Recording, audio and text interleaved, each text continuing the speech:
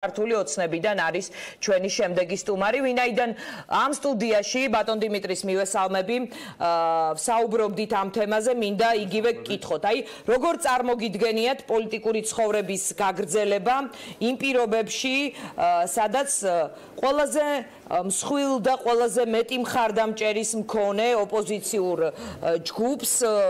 ჯგუფი ამბობს აგერ რომ საერთოდ არ ვეთანხმებით არჩევნებს და არ ვცნობთ ამ უსულო საგანსო, ასე უწოდებენ ისინი არჩეულ კანდიდატს, გამარჯვებულ კანდიდატს. მოგესალმებით პირველ რიგში დიდი მადლობა შესაძლებლობისთვის.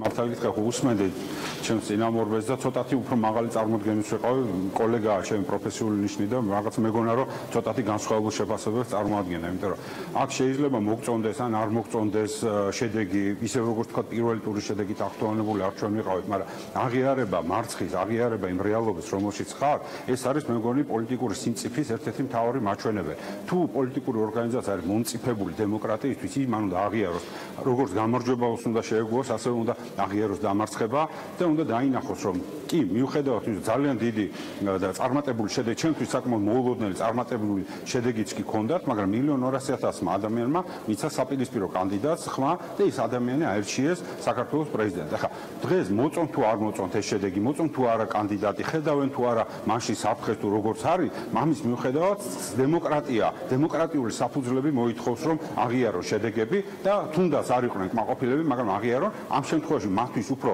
სასურგელი და სასარგებლო იქნება ისინი დარჩენ პოლიტიკურ ველში და არ დაიწყონ თვითრემარგინალიზაცია. იმიტომ რომ 750.000 ეს არ არის პარტიული აქტივისტი, ბუნებრივია, ხო? ეს არის ადამიანები, რომელიც ბუნებრივია, გარკვეული წლების მერე ქართული ოცნების მმართველობის არ დაუჭირა ხალხი ქართულ ოცნებას, მაგრამ ამაში მდგომარეობს დემოკრატიის სიმწიფეც, რომ რეალურად ადამიანები, ასე ვქო, კანდიდატი იმარჯვებს არა 95%, როგორც ეს თავის დროზე სააკაშვილს ჰქონდა, არამედ აღწევს გარკვეულ საზოგადოებაში ხდება გარკვეული გადაფასება, შეფასებები, რა თქმა უნდა, რომელიც 6 წლის გასაგებია, თქვენ ამბობთ, რომ ეს მის მიმართ მზარდი შეიძლება იყოს ოპონირებას. ხო, მაგრამ აი ამ პირობებში, როცა ნახევარი პოლიტიკური სპექტრის საზოგადოების დარწმუნებას ცდილობს, რომ ეს არ არის ლეგიტიმური შედეგი. აი თქვენ ეხლა დებატებში რომ იყოთ ბატონ ვაშაკიძესთან, აი რას დაუპირისპირებთ? რა არის ის რომ არჩევნები შედგა? არანაირი სპექტრი არ არსებობს. არ არსებობს ეს სპექტრი, არსებობს ერთი დიდი მათ შორის ერთი დიდი პარტია, ეს არის ნაციონალური მოძრაობა, არის ერთკაციანი პარტიები მათ შორის შიგნით და ნუ არის ევროპული საქართველო. ეს ორი პარტია არის, რომელიც მეტნაკლებად რაღაცა პოლიტიკური წონა გააჩნია, დანარჩენები არიან ერთი ადამიანის შოუ, რომელიც ეს სპექტაკლი თითქოს და რაღაცა მრავალპარტიული ერთობა არის, ეს არის ყველაფერი ხელოვნურად შექმნა. მე დარწმუნებულია თქვენ ზუსტად ხედავთ ამას და აფას ბუნებრივია თქვენი თქვა პოზიციიდან გამომდინარე ჟურნალისტური პოზიციიდან ბუნებრივია ამაზე კომენტარს არ გააკეთე, ვერ გააკეთე. საზოგადოებას ამას კარგად ხედავს. არის რაღაც პარტიები, რომელიც საერთოდ აღარ არის პარტიები, უბრალოდ თითო ადამიანია და მეორე ადამიანიც კი არ აყავთ ვინმე რომ წარმოაჩენ. ანუ ეს გასაგებია. ეს არის ერთი პოლიტიკური ჯგუფი, ერთი კონკრეტული ადამიანი, ერთიანებული ადამიანების ერთობა, რომელიც ცდილობს რომ ის ამომრჩევლის რაოდენობა, რომელიც ხმას აძლევს გრიგოლ ვაშაძეს. ისინი ამ ქვეყნის მოქალაქეები არიან, მათი რაოდენობა ძალიან დიდია. თქვენ ასე დისკომფორტი არც ერთ არჩევნებზე არ შექმნიათ და როცა აი ამ ხალხს, იმ ადამიანებს, ვისიც ჯერათ ალბათ ამ ხალხს და შესაბამისად ხმას აძლევენ, აქვთ განცდა, რომ და ლიდერები ამას ამბობენ, რომ ეს არ არის არჩეული პრეზიდენტი, აი ამ პირობებში ცხოვრების, პოლიტიკური მოღვაწეობის გაგრძელება, ან მათი დარწმუნება, აი როგორ უნდა მოახერხოთ. ისინი აპირებენ კვირას აქციის გამართვას და ვადამდელი საპარლამენტო არჩევნების ესე ვთქვათ მოთხოვნას. კი ბატონო, გასაგებია, მე კიდევ ერთხელ 700 არ მინდა ახლა ძალიან არითმეტიკურ კალკულაციას შევიდე, მაგრამ პრინციპი ეს 750.000 თუ 770.000 ადამიანი ჩემთვის ისეთივე მნიშვნელოვანია, მათი პოზიციაც რა თქმა უნდა ძალიან მნიშვნელოვანია. მე გული მწყდება, რომ აი ამ ადამიანების გამოხატულ პოლიტიკურ პოზიციას ზოგადად ესე ვთქვათ არასწორად იყენებს ერთი პოლიტიკური ჯგუფი. იმის გამო, რომ რაღაც არ მოგწონს საბოლოო შედეგი, იმიტომ რომ 1.200.000 ადამიანმა სხვა კანდიდატს მიცემ, ხარ, იმის გამო რაღაც მარგინალურ სისტემაზე, მარგინალურ პროცესს იწყებდა ქვეყანაში და ემბიჯნებოდა პოლიტიკურ პროცესს, ჯანსაღ პროცესს და ამ ხალხს, ასე ვთქვათ, ცდილობდა ამ ხალხის ხარდაჭერა გამოიყენო არასწორად, მე მგონი უბრალოდ არასწორად. მით უმეტეს, მე დარწმუნებულია 750,000 ადამიანი, ეს არ არის ამ პარტიების აქტივისტები, ეს არის ადამიანები, რომელმაც კონკრეტულად ამ ორი კანდიდატიდან ერთ-ერთზე შეაჩერა თავისი, ასე ვთქვათ, თავის ყურადღება და მიცახმა. ეს არ ნიშნავს, რომ ამით აპრიორი ეს ხალხი ყველა მზად არის იმისთვის, რომ ქვეყანაში რაღაცა დესტრუქციული რაღაცა აქციების და იმის ფონზე უნდა წარიმართოს ეს პროცესი. ეს რევოლუციური სცენარი არ არის ამ ქვეყანაში, არა აქვს ხელმოსაკითი და რეალურად ეს ცოტა არ იყოს ხელოვნური. მე არ მგონია, რომ ვინმეს თუნდაც იმ 750,000 ამორჩევლიდან უმრავლესობას მოეწონა ის ღონისძიება, რომელიც გუშინ გაიმართა, რომელიც აი ასე ვთქვათ, რევანშიზმისა და რაღაცა დესტრუქციული მაგრამ ბატონ დიმიტრი, ხომ არ ფიქრობ, რომ ინსტიტუტებს ჩრდილო მიუხედავად ნიკოლოზ ვაშაკიძის მტკიცებისა, რომ მიხეილ სააკაშვილი რიგითია ამ ჯგუფში და მისი პოზიციაც ერთი კერძო კაცის პოზიცია, ასე არ არის რეალურად საქმე და სააკაშვილის, ასე ვთქვათ, მძიმე შეთავაზებისა, ნამდვილად მე ვიტყვი, რომ ეს ძალიან მძიმე შეთავაზება იყო და ის რაღაც დაუმორჩილებლობაზე, ჯარზე, პოლიციაზე საუბრობდა და პროტესტზე, აი ეს მძიმე შეთავაზება რაღაც გააკეთილშობილეს და ისე რომ საკუთარი ამომრჩევლის, ასე ვთქვათ, განწყობებისთვისაც ეპასუხათ და მთლად მიხეილ სააკაშვილის მოწოდების გაგრძელება არ ყოფილიყო, რაღაც შუალედური ვერსია შესთავაზეს ამომრჩეველს. ანუ ამის მცდელობა იყო თუ არა ასეთი აზრი დამჭამე. დაახლოებით ეს არის, იმიტომ მე მართალია დიდხანს ვერ უყურე რაღაც უბრალოდ მონაკვეთებს უყურე გუშინდელი ასე ვთქვათ მათი შეხვედრის და არასასიამოვნო განსადამჭი არ იმიტომ რომ ესენი თქვა ჩვენი ოპონენტები არ არამედ იმიტომ რომ მე ვხედავ რომ ოპოზიციურ სპექტრი სრულიად არადეკვატურია ამ შემთხვევაში მათი ქმედებები სრულიად ეწინააღმდეგება ქვეყნის განვითარების რაღაცა მნიშვნელოვან დემოკრატიულ გზას და ისინი მის მაგივრად რომ ჩარჯდნენ აი ასე ვთქვათ აქტიური ოპონირების რეჟიმში ცდილობენ რომ რაღაცა ქუჩაში გაიტანონ თავისი ქმედებები და რეალურად ამით დაკარგავენ იმ კონსოლიდირებულ ხმებს და შესაბამისად გარკვეულწილად ეს შეიძლება კომფორტულიც იყოს ჩვენთვის, იმიტომ რომ დარწმუნებულია ამით გაფლანგავენ ისინი თავის მომხრეთა ძირითად რაოდენობას. ანუ სააკაშვილის გამოთქმებს რომ დავანებოთ თავი, რომელიც უკვე ვიცით რომ დესტრუქციულია და უკანონოც არის, იმიტომ რომ ის საქართველოს მოქალაქეც კი არ არის და ასე რომ მას ესეთი აქტიური მონაწილეობის უფლებაც არ აქვს, მაგრამ ამას დავანებოთ. თვითონ კანდიდატი, რომელმაც 750,000 ხმა იყო, მას არ აქვს მორალური უფლება ესე ისაუბროს მას შემდეგ, როცა ის წააგებს. მან უნდა აღიაროს, თვალი გაუსწოროს იმას, რომ შედეგი ესეთი დადგა, როგორიც დადგა. მიუხედავად იმისა, რომ მოწონს თუ არ მოწონს და აქ თავი იკითხება რა რომ რაღაცა გარკვეულ მესიჯ ბოქსში დარჩენ ამ მესიჯ ბოქსის რაღაც ვერ გადიან ყრუბაში არიან თავისივე რიტორიკით და დამერწმუნეთ მე დარწმუნებულია რომ მათი მხარდამჭერების აბსოლუტურ უმრავლესობაც კი არ იზიარებს მაგ პათოს რომელიც გუშინ იყო გაჟღერებული ამიტომ მე ვფიქრობ ძალიან სწორი იქნება და უფრო კარგი ქვეყნისთვის შეიძლება ჩვენთვის არ იყოს ეს როგორც მართველი ძალები ძალიან კომფორტული მაგრამ კარგი იქნება რომ ეს პოლიტიკური ჯგუფები შემოვიდნენ და შედაბრუნდნენ პოლიტიკურ დისკუსიის რეჟიმში და იქ წარიმართოს რა თქმა უნდა, თუმცა მათი არჩევანია და ჩვენ მართალია როგორც პოლიტიკურ ძალას არანაირ განსაკუთრებულ ეს ვთქვათ დისკომფორტს არ შეგვიქმნის თუ ისინი მოწყდებიან და ისინი გავლენ ასე ვთქვათ ოპოზიციური სივრციდან, იმიტომ რომ თავისუფალი ადგილი არ დარჩება, გაჩნდება ალბათ თავისთავად ბუნებრივად უფრო ესე ადეკვატური შრომის მოყარე,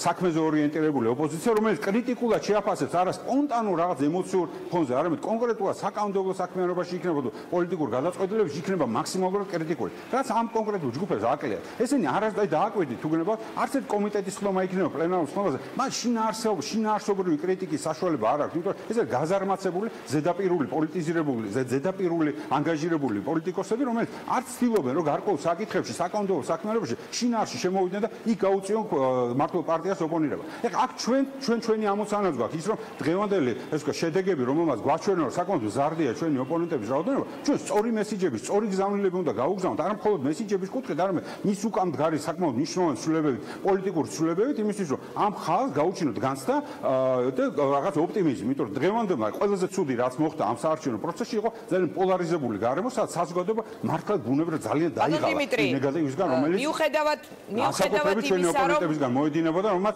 შექმნეს ეს მიუხედავად იმისა, რომ აი მე მაგალითად როგორც ერთ მოქალაქეს ბევრად მომეწონებოდა მაგალითად რომ გრიგოლ ვაშაძეს მიელოცა კონკურენტისთვის სხვა ტიპის ესე ვთქვათ კლასის მაჩვენებელი იქნებოდა, მაგრამ ეს ჩემი კრიტიკული კითხვები ეხლა თქვენი წინა რესპონდენტისადმი არ ნიშნავს რომ ის დონე არჩევნების რომელზეც არის საუბარი იყო მოსაწონი ვინმესთვის და ადგილობრივი და სადამკვირვებლო ორგანიზაციებიც ისინი მეტად ჩვენს ენაზე საუბრობენ პირდაპირ და გადატანითი მნიშვნელობითაც ამბობენ რომ ეს იყო ყველაზე ცუდი არჩევნები რომელიც ოცნების პირობებში ჩატარდა. აი რატომ არ გეყოთ პირველ ტურზე ასეთი მძიმე შეფასებები არ მოგვისმენია? რატომ არ ეყო ოცნებას ნერვები და რატომ მაგალითად იგივე ვალების ჩამოწერაზე იყო ამ კონტექსტში საუბარი და მთელ რიგ დარღვევებზე თქვენ ალბათ მოისმინეთ საერთაშორისო ორგანიზაციების დასკვნებიც და ადგილობრივი ორგანიზაციების დასკვნებიც. რეალურად ხომ გამარჯვება არა კანდიდატის გაყვანა ან ბევრი პროცენტის აღება, ჩემი აზრით, არამედ რეალურად გამარჯვება არის კარგი არჩევნების ჩატარება. თუნდაც მარცხის ხარჯზე. აი, ასეთია ჩემი როგორც ერთი მოქალაქის პოზიცია. იცით მარცხის ხარჯზე მე ვარ დავარქმევ რომ ესე კრიტიკულად არ იდგა ჩვენი საქმე, იმიტომ რომ მიუხედავად ის რომ პირველ ტურში ჩვენ ავიღეთ საკმაოდ ისეთ იმაზე გაცილებით ნაკლები ვიდრე მოლოდინი ჰქონდა, მამან კონკრეტული სიგნალები მოგცა და გარკვეული მობილიზება ორგანიზების კუთხით საჭირო გახდა და ეს გახორციელდა კიდევაც. რა შეფასებები ბუნებრივია აქ არის ანალიზის საშუალებას გვაძლევს, რა თქმა უნდა ძალიან მნიშვნელოვანია ჩვენთვის თითოეული ესეთი კრიტიკული შეფასება და მზადვართ სათითაოდ გავიაროთ და ასე ვთქვათ პუნქტობრივად გავიაროთ და ვეცადოთ რომ ნებისმიერი ეს საკითხი იყოს აღმოფხული, მაგრამ მე პირადად გუშინ მთელი დღის განმავლობაში ვიყოფებოდი გუშინ წინ არჩევნების დღეს ვიყოფებოდი აჭარაში და რეალურად მიუხედავად იმისა იმ განცხადებული დარღვევებისა, განცხადებული რაღაცა უხეში დარღვევებისა, რეალურად მე რაც ვიცი 7 თუ 10 საჩივარია დაწერილი, ანუ ხელშესახები, ხელში დაჭერილი რაღაცა გარკვეული დარღვევა იყო ძალიან ცოტა. მე არ ვიცი რა თქმა უნდა თითოეული დარღვევა ძალიან მნიშვნელოვანია, იმიტომ თითოეული დანახული უხეში დარღვევა იქნებოდა თუ მცირე დარღვევა, ძალიან მნიშვნელოვანია, იმიტომ ჩვენ მაქსიმალურად მინდა რომ რაღაცა იდეალური არჩევნებისკენ მივიდეთ, სადაც ესეთი კითხვები საერთოდ აღარ გაჩნდება. ბუნებრივია გარკვეულწილად იმაზე არჩევნების ხარისხზე იმოქმედა იმ პოლარიზებულმა გარემომ, რომელშიც ეს წინასაარჩევნო პროცესი მიმდინარეობდა. სამწუხაროდ ჩვენ ვერ შევძელი და აგვეცილებინა და პოზიტიურ ასე ვთქვათ დისკურსზე, პოზიტიურ კამპანიაზე გადაგვეყვანა მთლიანად საარჩევნო კამპანია, მაგრამ გამწუხაროდ მათ ოპოზიციას ჰქონდა საკმაოდ ძლიერი მედია პლატფორმა, რომელიც ამას აი კამპანიურად, ყოველდღიურად მაქსიმალურად ასე ვთქვათ ნეგატიური გაჟუგები და პორცია გვაწყვეტდა, იმიტომ რომ ადამიანებში რაღაცა ეს განწყობა მაქსიმალურად აეშალა და რაღაცა გაყოფილიყო ნეგატიური განწყობა. ამის მიუხედავად შევეცადე და მოახერხეთ კიდევ რომ შვიდგარემოს ჩატარებული იყო საარჩევნო პროცესი. ეხლა რაც შეეხება მინდა დაუბრუნდა იმ მთავარ საკითხს, რომელზეც ეს უკვე სპეკულაციები დაიწყო, ეს არის მოსყიდვა ამორჩევლის გულისხმობ ამ ვალების ჩამოწერის საკითხს. ეს გაჟღერებული მანამდეც იყო და ეს არ იყო საარჩევნო კამპანიის ნაწილი. ამაზე საუბარი რა თქმა უნდა მანამდე მიმდინარეობდა. იყო მთელი სისტემა ჩამოყალიბებული, რომელიც მიუხედავად იმისა, რომ იყო გაჟღერებული, ყველაზე ნაკლებად დავიჯერებთ მაგალითად, რომ არ უკავშირდებოდა არჩევნებს. ძალიან მნიშვნელოვანია თქვა, რომ ამაზე ძალიან მნიშვნელოვანია ისიც თქვა, რომ თუ თვითონ ოპონენტი საუბრობდა იგივეზე და მისი მხრიდან თუ არ არის ეს მოსყიდვა, რატომ შეიძლება მთავრობის ანუ სახელმწიფო გუნდიდან გაჟღერებული ეს ყოფილიყო მოსყიდვა? ანუ ორივეს ხომ შეეძლო ამის თქმა და ორივე პრინციპში განაცხადა. და უფრო მეტიც ჩვენ ოპონენტმა რამდენიმე დღით ჩვენზე ადრე განაცხადა, რომ ამას გააკეთებთ. ჩვენ უბრალოდ კონკრეტული სქემა წარმოადგენთ, რომელიც თანხმედრაში არის იმ ხაზებთან, იმ ძირითად სტრატეგიასთან, რომელზეც ჩვენ მანამდე ქონდა საუბარი და რომელიც იანვრიდან უკვე არის სავალდებულო რომ ოპონენტებს დაემსგავსოთ და გაგარჩიოთ ხოლმე. დიდი მადლობა. დიდი მადლობა დიმიტრი ცკიტიშვილს. მე ამ შემთხვევაში ვამბობ, რომ ეს არ იყო თავისთავად. კარგი, დიდი მადლობა თქვენს. მადლობა თქვენ. დაგემშვიდობები დიმიტრი ცკიტიშვილის ქართულ ოცნებას წარმოადგენს. ახლა რეკლამა გვაქვს ეთერში. რეკლამის შემდეგ